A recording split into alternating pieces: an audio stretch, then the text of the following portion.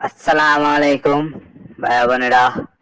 আজকে আমরা দেখব গত 2-3 বছর আগের মোবাইলের ছবি ফটো ডিলিট হয়ে যাওয়া ছবিগুলো কিভাবে ফেরত আনতে হয়।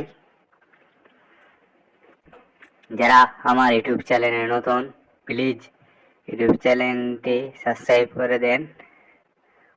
প্রথমে আমরা প্লে স্টোরে যাব, এরপর সার্চ বারে ক্লিক করব, এরপর সার্চ করব ডিআইএস, তাহলে চলে আসবে ডিসগেজার ফটো রিকভারি অ্যাপস। ওটাতে আমরা ক্লিক করব, এরপর আমরা ইনস্টল করব এটা।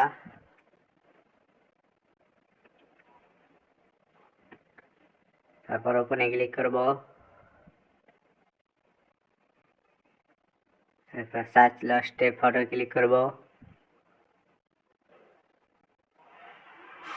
এরপর go to setting A click করব, এরপর অ্যালাউ করে দেব।